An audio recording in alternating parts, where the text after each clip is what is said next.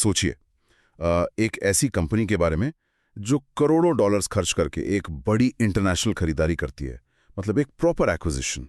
बिल्कुल। जो कि आमतौर पर काफी रिस्की होता है। वही तो। और फिर वो यूएस में अपने नए प्लांट की जो मैन्युफैक्चरिंग कैपेसिटी है उसे महीनों के अंदर प्रैक्टिकली डबल करने लगते हैं। राइट।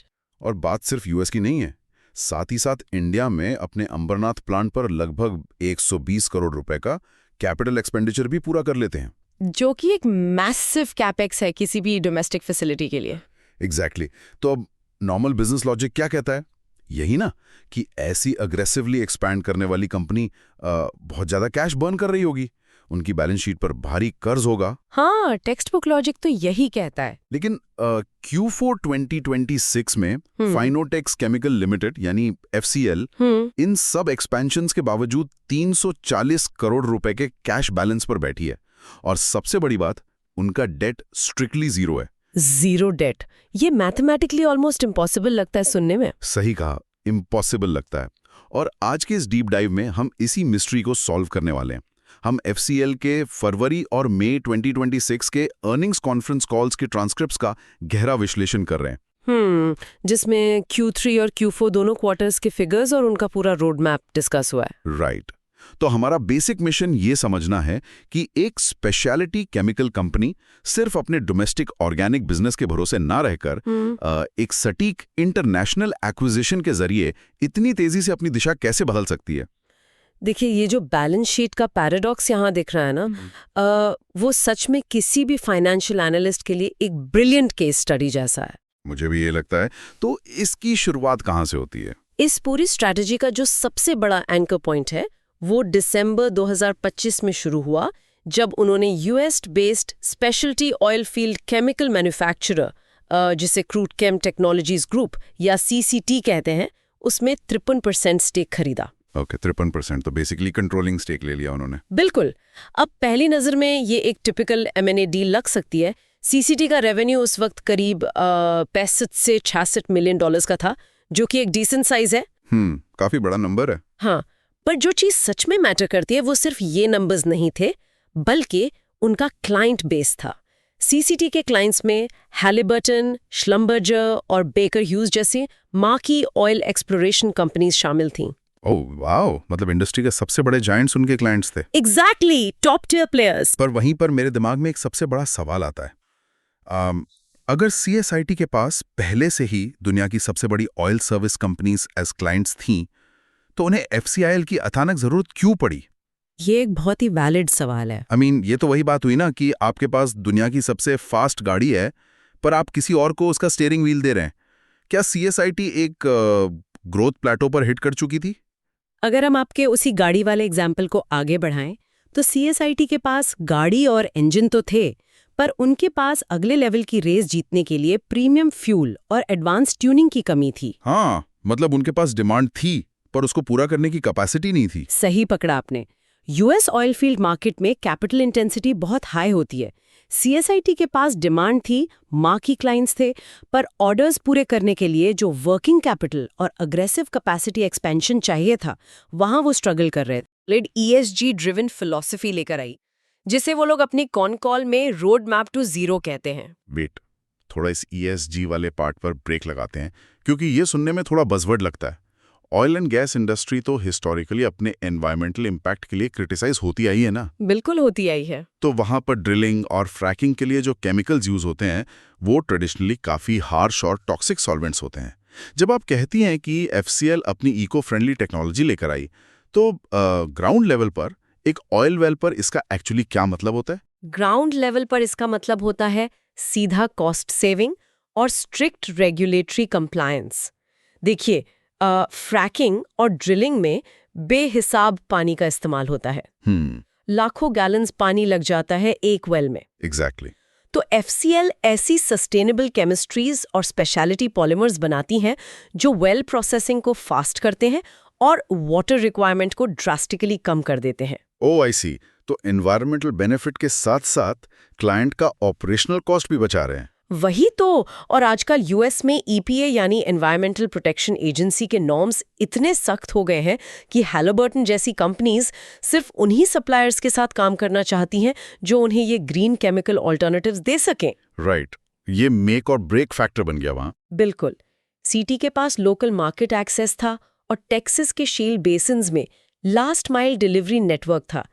एफसीएल ने सिंपली उस नेटवर्क में अपनी advanced water saving product lines डाल दी। क्या कॉम्बिनेशन है, एक के पास डिस्ट्रीब्यूशन नेटवर्क है और दूसरे के पास कटिंग एज सस्टेनेबल टेक। सही कहा। इस कॉम्बिनेशन ने क्लाइंट रिटेंशन और नई प्राइसिंग पावर दोनों को अनलॉक कर दिया। तो इफेक्टिवली उन्होंने एक लोकल डिस्ट्रीब्यूटर के एस्टैब्लिश नेटवर्क को यूज करके अपनी ग्लोबल टेक्नोलॉजी को यूएस मार्केट के सबसे बड़े प्लेयर्स तक डायरेक्ट पहुंचा दिया। और बिना सालों तक मार्केटिंग में पैसा जलाए। एग्जैक्टली। और इसका असर हम सीधा उनके Q3 से Q4 के नंबर्स में देख सकते हैं। मैंने जब ये फिगर देखे तो मैं लिटरली थोड़ा हैरान था। हाँ, नंबर्स काफी एक्सप्लोसिव हैं इस बार। एक क्वार्टर के अंदर आंकड़ों का इतना बड़ा शिफ्ट आमतौर पर नहीं दिखता।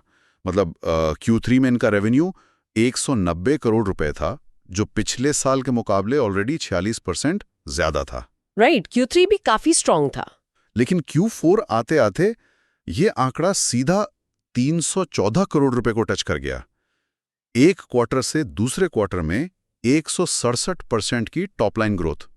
ये सच में हैरतअंगेज है। और आप प्रॉफिटेबिलिटी देखिए, Q4 का प्रॉफिट आफ्टर टैक्स या पीएटी पिछले साल से 118% बढ़कर 44 करोड़ हो गया। वही तो, रेवेन्यू और प्रॉफिट दोनों डबल से ज्यादा स्पीड से भाग रहे हैं। इस जंप को इफेक्टिवली समझने के लिए हमें उनके रेवेन्यू के ज्योग्राफिक मिक्स को देखना होगा। आप इंटरनेशनल वर्सेस डोमेस्टिक शेयर की बात कर रही हैं। हाँ, Q3 में एफसीएल का जो टोटल रेवेन्यू था उसमें इंटरनेशनल शेयर करीब 48% था। लेकिन Q4 में जब सीसीटी की सेल्स पूरी तरह से कंसोलिडेट हुई तो ये इंटरनेशनल शेयर सीधा 70% पर चला गया। बाप रे, 70%! तो एफसीएल बेसिकली एक डोमेस्टिक हेवी कंपनी से एक ऐसी एंटिटी बन गई जिसका 2/3 से ज्यादा बिजनेस अब ग्लोबल मार्केट से आ रहा है। बिल्कुल। और ये सिर्फ वॉल्यूम का गेम नहीं है, ये क्वालिटी ऑफ अर्निंग्स का भी प्रूफ है। उनका रिटर्न ऑन इन्वेस्टेड कैपिटल यानी ROIC 31% पर खड़ा है। वेट, 31%? एक हेवी मैन्युफैक्चरिंग और केमिकल सिंथेसिस बिजनेस में? हाँ, वही तो सबसे इंप्रेसिव पार्ट है।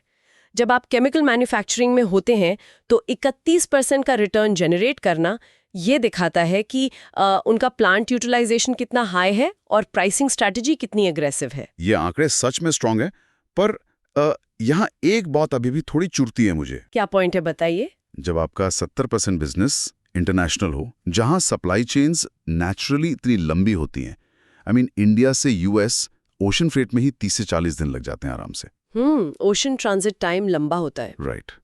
तो ऐसे में वर्किंग कैपिटल तो फंस जाना चाहिए ना। आप रॉ मटेरियल खरीदते हैं, प्रोडक्ट बनाते हैं, शिप करते हैं और फिर कस्टमर से पैसा आने में महीनों लग जाते हैं। आमतौर पर वैसा ही होता है। लेकिन कॉल डेटा के हिसाब से एफसीएल का वर्किंग कैपिटल साइकिल सिर्फ 49 दिन यानी 79 डेज पर स्थिर है। मेरा सवाल यह है कि क्रॉस बॉर्डर सप्लाई चेन में इतनी टाइट एफिशिएंसी वो मेंटेन कैसे कर रहे हैं? ये एफिशिएंसी एक्चुअली उनके एक दो तरफा स्ट्रैटेजी का सीधा नतीजा है। पहला रीजन तो सीसीटी के वो मार्की क्लाइंट्स ही हैं। अच्छा, मतलब श्लुम्बर्जर और हैलिबर्टन वाले। हाँ, इन टॉप टियर क्लाइंट्स के साथ पेमेंट टर्म्स बहुत स्ट्रिक्ट और स्ट्रीमलाइंड होते हैं। वो छोटी कंपनीज की तरह डिफॉल्ट नहीं करते और उनका पेमेंट साइकिल हाईली प्रिडिक्टेबल होता है। ओके, तो रिसीवेबल्स वाली टेंशन नहीं होने, पता है पैसा टाइम पर आएगा। एग्जैक्टली। और दूसरा सबसे बड़ा कारण है एफसीएल का स्मार्ट रॉ मटेरियल सोर्सिंग और उनका इन्वेंट्री मैनेजमेंट। ओके। क्योंकि अब ग्लोबल लेवल पर उनकी स्केल इतनी बड़ी हो गई है, वो अपने सप्लायर्स के साथ better credit terms easily negotiate कर पाते हैं। मतलब उन्हें सप्लाई से ज्यादा टाइम मिल जाता है पे करने का। सही कहा। और जहां तक इन्वेंट्री टर्न्स की बात है, यूएस मार्केट में सीसीटी के जो लोकल वेयरहाउसेस हैं, उनकी वजह से उन्हें हर एक ऑर्डर के लिए इंडिया से शिप करने का इंतजार नहीं करना पड़ता। तो वो पहले से ही यूएस में माल डंप करके रखते हैं? डंप नहीं, पर वहां लोकल लेवल पर एक कैलकुलेटेड बफर स्टॉक मेंटेन होता है। जैसे ही ऑर्डर मिलता है, वो प्योरली डोमेस्टिक डिलीवरी की तरह इमीडिएटली डिस्पैच हो जाता है। मैं समझा। इस लोकल डिस्ट्रीब्यूशन प्रेजेंस ने उस लंबे ओशन फ्रेट वाले डिले को इफेक्टिवली बाईपास कर दिया है। बिल्कुल। और इसी सप्लाई चेन एफिशिएंसी का रिजल्ट है वो कैश पाइल जिसके बारे में हमने डीप डाइव के शुरू में बात की थी। राइट। ऑपरेटिंग कैश फ्लो इतना स्ट्रांग है कि वो एम्बरनाथ प्लांट का 120 करोड़ का कैपेक्स अपने इंटरनल अक्रूवल से फंड कर चुके हैं। हाँ, किसी बैंक से नया लोन लेने की जरूरत नहीं पड़ी उन्हें। और यूएस में सीसीटी की कैपेसिटी को भी डबल करने का काम चालू है, फिर भी 340 करोड़ का फ्री कैश रिजर्व बचा हुआ है उनके पास। ये एक्सेप्शनल कैपिटल डिसिप्लिन दिखाता है। लेकिन एक्सपर्ट जी अगर उनके ग्रोथ नंबर्स को थोड़ा डाइसेक्ट करें तो मुझे ईबिटा मार्जिन्स में थोड़ा वेरिएशन दिखता है। 14% के आसपास रिपोर्ट हुआ था। जब रेवेन्यू 162% की स्पीड से बढ़ रहा है तो प्रॉफिट मार्जिन्स उस स्केल में एक्सपैंड क्यों नहीं हुए? देखिए, जब भी कोई कंपनी एक नया और लंबा एक्विजिशन करती है तो शुरुआती दौर में इंटीग्रेशन कॉस्ट्स और कुछ अकाउंटिंग एडजस्टमेंट्स के वजह से मार्जिन्स थोड़े दब जाते हैं। ये नेचुरल है। ओके, तो ये एक टेम्पररी अकाउंटिंग इफेक्ट है। हाँ, काफी हद तक। सीसीएलटी का जो हिस्टोरिकल मार्जिन प्रोफाइल था वो एफसीएल के स्टैंडअलोन मार्जिन से नेचुरली थोड़ा कम था, पर कॉनकॉल में मैनेजमेंट इस बात को लेकर बिल्कुल क्लियर थी। उनका फ्यूचर प्रोजेक्शन क्या है मार्जिन्स को लेकर? उनका इमीडिएट फोकस उस 14% को पुश करके 18 से 20% के ब्रैकेट में लाना है। 18 से 20%? पर ये जंप आएगा कहाँ से? इसका मैकेनिज्म बहुत ही सिंपल है, इकोनॉमीज ऑफ स्केल। जब सीसीटी की नई मैन्युफैक्चरिंग कैपेसिटीज यूएस में पूरी तरह ऑनलाइन आ जाएंगी ना, तो उनकी per unit fix cost drastically गिर जाएगी। राइट, जब वॉल्यूम बढ़ेगा तो फैक्ट्री चलाने की कॉस्ट ज्यादा यूनिट्स पर स्प्रेड हो जाएगी। एग्जैक्टली। और इसके अलावा एफसीएल अपने खुद के बनाए हुए हाई मार्जिन स्पेशलिटी केमिकल्स को क्रॉस सेल कर रही हैं उन्हीं ऑयल फीड क्लाइंट्स को। तो बेसिकली टॉप लाइन रेवेन्यू तो बढ़ ही चुका है, अब बस बॉटम लाइन एफिशिएंसी को अगले कुछ क्वार्टर्स में कैचअप करना है। सही समझे आप। ये एक परफेक्ट सेगवे है उनके दूसरे इंजन की तरफ बढ़ने का, क्योंकि अब तक हमने सिर्फ international oil and gas division की काफी डिटेल में बात की है। पर उनका लेगेसी बिजनेस भी तो है। वही एफसीएल का जो कोर बिजनेस है उनका bread and butter, textile speciality और होम केयर केमिकल्स। राइट। उस फ्रंट पर आखिर सीन क्या है? क्योंकि दोनों कॉल सुनने के बाद एक पिक्चर क्लियर होती है कि पूरे साल की कहानी एक जैसी नहीं थी। नहीं, बिल्कुल नहीं। Q1 और Q2 उनके लिए काफी चैलेंजिंग थे। हाँ, मैं वही देख रहा था। यूएस टैरिफ्स और कुछ ग्लोबल माइक्रो इकोनॉमिक हेडविंड्स की वजह से पूरा टेक्सटाइल केमिकल मार्केट काफी ठंडा पड़ा हुआ था। सही कहा आपने। पर Q3 और Q4 आते आते हमें एक बहुत ही शार्प रिकवरी, एक स्ट्रॉन्ग रीबाउंड देखने को मिला। ये अचानक रिबाउंड कैसे आया? ये rebound purely global trade flows और मैक्रो पॉलिसी शिफ्ट से ड्रिवन है। अगर आप बड़े पैमाने पर देखें तो फाइनेंशियल ईयर 26 में इंडियन टेक्सटाइल एक्सपोर्ट 2.1% बढ़कर $3.16 ट्रिलियन तक पहुंच गया। वाओ, $3 ट्रिलियन से ऊपर? हाँ, और ये लगभग 120 से ज्यादा देशों को सप्लाई हो रहा है। इसके पीछे इंडिया द्वारा यूएस, यूके और यूरोपियन यूनियन के साथ जो नए ट्रेड एग्रीमेंट साइन हुए हैं उनका बहुत बड़ा हाथ है। मतलब ग्लोबल डिमांड वापस आ गई है। बिल्कुल। जब डाउनस्ट्रीम में यानी कपड़ा बनाने वाली मिल्स को यूरोप और यूएस से बड़े एक्सपोर्ट ऑर्डर्स मिलना शुरू हुए तो ऑब्वियसली उन्हें प्रोसेसिंग के लिए ज्यादा स्पेशलिटी केमिकल्स की जरूरत पड़ी। Make sense. और क्या इसमें वो चाइना प्लस वन स्ट्रेटेजी का भी कोई रोल है? वही तो सबसे बड़ा साइलेंट कैटलिस्ट है इस पूरी सप्लाई चेन में। ग्लोबल फैशन ब्रांड्स अब अपनी सारी सोर्सिंग के लिए सिर्फ चाइना पर निर्भर नहीं रखना चाहते। हाँ, कोविड के बाद से सप्लाई चेन डाइवर्सिफिकेशन प्रायोरिटी बन गया है। राइट। तो वो इंडियन मिल्स पर आते हैं और उनकी एक बड़ी स्ट्रिक्ट शर्त होती है कि फैब्रिक में यूज होने वाले chemicals strict European environmental standards के मुताबिक होने चाहिए। और वहां पर एफसीएल की ईएसजी कंप्लायंस एक बार फिर उन्हें बाकी डोमेस्टिक प्लेयर्स से आगे निकाल देती है। उनके केमिकल्स ऑलरेडी उन ग्लोबल सर्टिफिकेशंस को मीट करते हैं। एग्जैक्टली। पर टेक्सटाइल डिवीजन की इस डिस्कशन में एफसीएल की मैनेजमेंट ने कॉनकॉल में एक बहुत ही इंटरेस्टिंग एनालॉजी दी थी। पता नहीं आपने नोटिस किया या नहीं, सप्लाई चेन डिसरप्शंस को लेकर। आप उस गेहूं और मैदा वाले एग्जाम्पल की बात कर रहे हैं? हाँ, वही। उन्होंने कहा कि अगर गेहूं की कीमत ग्लोबल मार्केट में बढ़ जाती है तो हम खाने के लिए मैदा इस्तेमाल कर सकते हैं। हाँ, वो एनालॉजी बहुत पावरफुल थी। पर एक बेसिक इंसान के लिए थोड़ा कंफ्यूजिंग भी। I mean, एक नॉर्मल रेस्टोरेंट के लिए ये सब्स्टिट्यूशन का एग्जाम्पल समझ आता है, पर एक हाईली रेगुलेटेड केमिकल प्लांट में आप रैंडमली इंग्रेडिएंट्स कैसे बदल सकते हैं? इसका एक्चुअली टेक्निकल मैकेनिज्म क्या है? देखिए, केमिकल इंडस्ट्री के टर्म्स में इसे फॉर्मुलेशन फ्लेक्सिबिलिटी या सब्स्टिट्यूटेबिलिटी कहते हैं। Okay, formulation flexibility. हाँ, मैं एक एग्जाम्पल से समझाती हूँ। मान लीजिए टेक्सटाइल फैब्रिक को सॉफ्ट करने के लिए एक स्पेसिफिक सिलिकॉन बेस्ड पॉलीमर की जरूरत पड़ती है।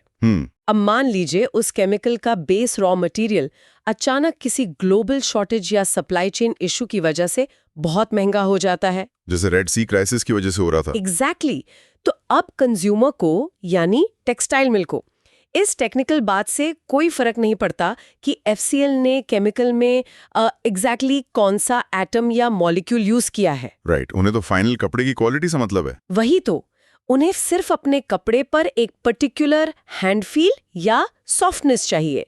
यहाँ पर एफसीएल की इन हाउस R&D टीम की ताकत सामने आती है।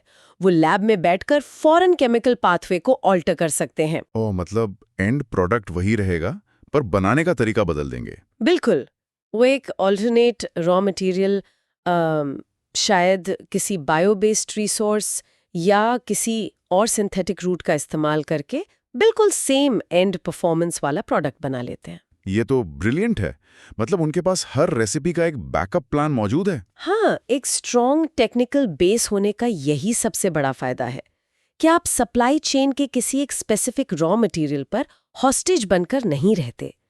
आखिरी फॉर्मुलेशन की परफॉर्मेंस वही रहती है, भले ही केमिस्ट्री थोड़ी बदल दी जाए। ये अपने आप में एक बहुत बड़ा कॉम्पिटिटिव मोट है। अगर जियोपॉलिटिक्स की वजह से ग्लोबल लॉजिस्टिक्स बिगड़ती हैं तो उनके इंजीनियर्स इफेक्टिवली एक ऑल्टरनेट सोल्यूशन तैयार कर लेते हैं और बिजनेस चलता रहता है। और मार्जिन्स भी बचे रहते हैं। सही बात है। और शायद इसी कोर फ्लेक्सिबिलिटी और एग्जीक्यूशन स्पीड की वजह से एफसीएल के मैनेजमेंट आगे के टारगेट्स को लेकर इतनी ज्यादा कॉन्फिडेंट है।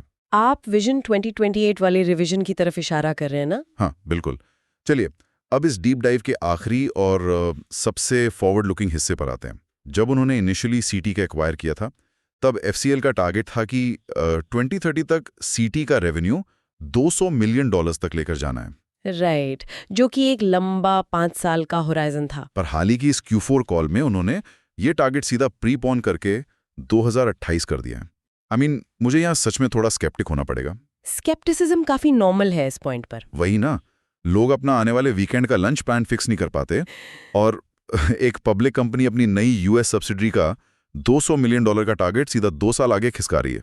सुनने में अग्रेसिव लगता है। बहुत अग्रेसिव। उनका करंट रन रेट भले ही 90 से 100 मिलियन हों, पर क्या ये टारगेट शिफ्ट थोड़ा ओवर ऑप्टिमिस्टिक नहीं है? आपका डाउट बिल्कुल लाजमी है, खासकर तब जब ग्लोबल लॉजिस्टिक्स अभी भी पूरी तरह से नॉर्मल नहीं हुई हैं। एफसीएल मैनेजमेंट ने खुद Q4 कॉल में कंटेनर शॉर्टेजेस और फ्रेट रेट्स अचानक बढ़ने की परेशानी का जिक्र किया था। हाँ, वो अप्रैल वाला फ्रेट रेट स्पाइक। एग्जैक्टली। पर उनका ये जो नया कॉन्फिडेंस है ना, वो हवाबाजी नहीं है, वो उनकी स्ट्रैटेजी और वॉलेट शेयर वाले कॉन्सेप्ट पर आधारित है। ये वॉलेट शेयर वाली पॉइंट जरा समझाइए। वॉलेट शेयर का बेसिक लॉजिक ये है कि मान लीजिए हैलिबर्टन अपने यूएस ऑयल रिग्स पर साल में $100 मिलियन के केमिकल सॉल्वेंट्स यूज करता है और उसमें से एफसीएल अभी उन्हें सिर्फ $10 मिलियन की सप्लाई कर रहा है। ओके, तो बाकी 90 मिलियन किसी और से ले रहे हैं वो? यस। हाँ, तो इस सिनेरियो में एफसीएल का वॉलेट शेयर वहां सिर्फ 10% है। हाँ, मैं पॉइंट समझ रहा हूँ। तो उन्हें नए क्लाइंट्स ढूंढने के लिए मार्केटिंग कैंपेन्स चलाने की या नई अप्रूवल्स लेने की जरूरत ही नहीं है? बिल्कुल नहीं। उन्हें सिर्फ उसी अप्रूव्ड क्लाइंट यानी हैलिबर्टन को बोलना है कि देखिए हमारी यूएस मैन्युफैक्चरिंग कैपेसिटी अब डबल हो चुकी है, तो अगले क्वार्टर से आप अपने बाकी $90 मिलियन के रिक्वायरमेंट में से कुछ और हिस्सा हमसे लीजिए। ओह वाह, तो एग्जिस्टिंग अप्रूव्ड क्लाइंट्स के साथ सिर्फ अपना सप्लाई वॉल्यूम बढ़ाना है। सही पकड़ा। नए क्लाइंट्स को एक्वायर करना हमेशा रिस्की और लंबा प्रोसेस होता है। केमिकल इंडस्ट्री में प्रोडक्ट अप्रूवल लेने में बरसों लग जाते हैं, पर एग्जिस्टिंग क्लाइंट का वॉल्यूम बढ़ाना प्योरली एक कैपेसिटी और एग्जीक्यूशन प्ले है, क्योंकि ट्रस्ट पहले से बना हुआ है। एग्जैक्टली। और सीटी की नई मैन्युफैक्चरिंग लाइंस अब यूएस में ही डायरेक्टली ऑपरेशनल हो रही हैं, तो वो उन्हें एक डीप सप्लाई सिक्योरिटी दे सकते हैं जो पहले नहीं थी। ये पॉइंट बहुत स्ट्रांग है। पर यहाँ एक और चीज आती है, प्राइसिंग पावर। हाँ, वो बहुत क्रूशियल है इस 200 मिलियन टारगेट के लिए। प्राइसिंग पावर का मतलब है कि अगर एफसीएल की इनपुट कॉस्ट बढ़ती है तो वो उसे सक्सेसफुली अपने क्लाइंट्स पर पास ऑन कर सकते हैं। लेकिन क्या श्लुम्बर्जर और बेकर ह्यूज जैसे जायंट्स इतनी आसानी से वेंडर की तरफ से प्राइस हाइक्स एक्सेप्ट कर लेते हैं? अगर आपका केमिकल उनके ऑपरेशंस के लिए क्रिटिकल है तो उन्हें करना पड़ता है। देखिए, स्पेशलिटी केमिकल्स ऑयल वेल के टोटल ऑपरेशन कॉस्ट का एक बहुत ही छोटा हिस्सा होते हैं। कॉस्ट का छोटा हिस्सा पर इम्पैक्ट पड़ा होता है। वही तो, उन केमिकल्स की वजह से वेल की यील्ड और एक्सट्रैक्शन एफिशिएंसी तय होती है। अगर उस केमिकल की सप्लाई में थोड़ी सी भी डिले या क्वालिटी इशू आए तो क्लाइंट का करोड़ों डॉलर का नुकसान हो सकता है, पूरे दिन का ड्रिलिंग हॉल्ट हो सकता है। आउच। तो वो प्राइस पे हैगल करने से ज्यादा सप्लाई की रिलायबिलिटी चाहते हैं। सही कहा आपने, प्राइस से ज्यादा वो सर्टेनिटी देखते हैं। जब पिछले क्वार्टर्स में एफसीएल को रॉ मटेरियल प्राइस शॉक्स लगे थे, उन्होंने बहुत सक्सेसफुली वो एक्स्ट्रा कॉस्ट प्राइस हाइक्स के थ्रू पास ऑन कर दिए थे जी। और वो भी बिना किसी वॉल्यूम ड्रॉप के। ये तो सीधा साबित करता है कि क्लाइंट की इन पर डिपेंडेंस कितनी हाई है। बिल्कुल, और इस स्ट्रॉन्ग मार्जिन सेफ्टी नेट की वजह से ही मैनेजमेंट उस 200 मिलियन के टारगेट को 2028 तक अचीव करने के लिए इतनी कॉन्फिडेंट है। एक और पॉइंट ये है कि एफसीएल अपनी डोमेस्टिक इन्वेंट्री को शॉक एब्जॉर्बर की तरह यूज करती है। वो लोकल यूएस वेयरहाउसेस वाला पॉइंट। हाँ, वो 1 से 2 महीने का बफर रख के चलते हैं ताकि स्पॉट मार्केट के सडन प्राइस फ्लक्चुएशंस उनके क्लाइंट डिलीवरीज को या मार्जिन्स को डिसरप्ट ना करें। आई सी। इसका साफ मतलब है कि solid execution, smart inventory planning और बहुत डीप क्लाइंट रिलेशनशिप्स मिलकर उन सभी मैक्रो लॉजिस्टिक्स चैलेंजेस को नलिफाई कर रहे हैं। सही कंक्लूजन है। तो अगर हम इस पूरे गहरे विश्लेषण के अहम पॉइंट्स को एक जगह जोड़ें तो बिग पिक्चर बहुत क्लियर हो जाती है। एफसीएल बेसिकली एक classic 2 engine growth model play कर रही है। डोमेस्टिक और इंटरनेशनल दोनों। वही, एक तरफ अंबरनाथ प्लांट की नई कैपेसिटी से उनका कोर टेक्सटाइल और home care business organic growth drive कर रहा है, जहां ट्रेड डील्स मदद कर रही हैं। राइट। और दूसरी तरफ सीटी के जरिए वो यूएस ऑयल फील्ड मार्केट में मैसिव इनऑर्गेनिक ग्रोथ देख रहे हैं। सिर्फ एक सिंपल बाय आउट नहीं, बल्कि उनकी प्रोप्राइटरी वाटर सेविंग टेक्नोलॉजी और ईएसजी स्टैंडर्ड्स का एक परफेक्ट इंटीग्रेशन हुआ है वहां। और ये सब कुछ ऑपरेट हो रहा है एक ऐसी रॉक सॉलिड बैलेंस शीट के साथ जिस पर अभी कोई डेट नहीं है और 340 करोड़ रुपए का हेल्दी कैश मौजूद है। एग्जैक्टली। और एक्सपर्ट जी, इस पूरी केस स्टडी से सबसे बड़ा सबक क्या मिलता है? मैं कहूंगी सबसे बड़ा सबक जो यहाँ से निकल कर आता है वो स्ट्रिक्ट कैपिटल डिसिप्लिन के बारे में है। अक्सर हम देखते हैं कि कंपनी सस्ती डील देखकर अग्रेसिवली एक्विजिशंस कर लेती हैं और बाद में इंटीग्रेशन और कैपिटल एलोकेशन के चक्कर में बुरी तरह फंस जाती हैं, डेट ट्रैप में फंस जाती हैं। वही तो, पर एफसीएल ने सिर्फ वही टारगेट चुना जो उनकी एग्जिस्टिंग स्ट्रेंथ्स यानी उनकी ईएसजी कंप्लायंस और टेक्निकल फॉर्मुलेशन फ्लेक्सिबिलिटी को एक नए और मैसिव यूएस ज्योग्राफी में प्योरली स्केल कर सके। उन्होंने इफेक्टिवली अपने रिस्क को ज्योग्राफिक लेवल पर हेज कर लिया है। सही कहा। और आगे चलकर इनके ईबीडा मार्जिन्स का 18 से 20% तक पहुंचना इसी ब्रिलियंट एग्जीक्यूशन का फाइनल फाइनेंशियल रिवॉर्ड होगा। एग्जीक्यूशन की स्पीड सच में इस केस में बहुत ध्यान खींचने वाली रही है और यही पॉइंट मुझे एक बहुत ही दिलचस्प सवाल तक ले आता है।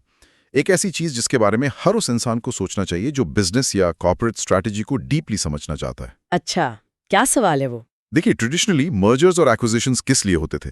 नई टेक्नोलॉजीज लेने के लिए या फिर मार्केट शेयर हासिल करने के लिए? हाँ, क्लासिक एमएनए प्लेबुक वही कहती है। लेकिन सीटी और एफसीएल के इस स्पेसिफिक इंटीग्रेशन और स्पीड को देखकर लगता है कि ग्लोबल कॉर्पोरेट स्ट्रैटेजी का फोकस बदल रहा है।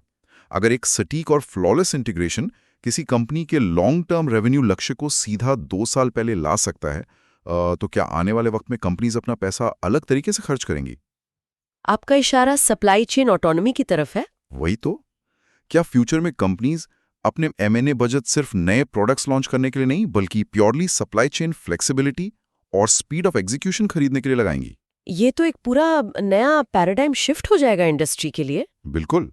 क्या अगला बड़ा कॉर्पोरेट एडवांटेज सिर्फ ये नहीं होगा कि आप क्या नया बनाते हैं, बल्कि ये होगा कि आप कितनी जल्दी उस कैपेसिटी को एक ग्लोबल स्केल पर किसी जीरो डेट मॉडल के साथ डिप्लॉय कर सकते हैं? ये डेफिनेट रूप से एक ऐसी दिशा है जो आगे चलकर मैन्युफैक्चरिंग और केमिकल इंडस्ट्रीज के बेसिक रूल्स दोबारा लिख सकती है। इस पर डीपली नजर रखनी होगी। सही कहा। तो आज के इस डीप डाइव के लिए बस इतना ही। इस आंकड़े और स्ट्रैटेजी के सफर में उम्मीद है हमने काफी कुछ नया अनकवर किया। अगली बार मिलेंगे एक और नए और दिलचस्प विश्लेषण के साथ।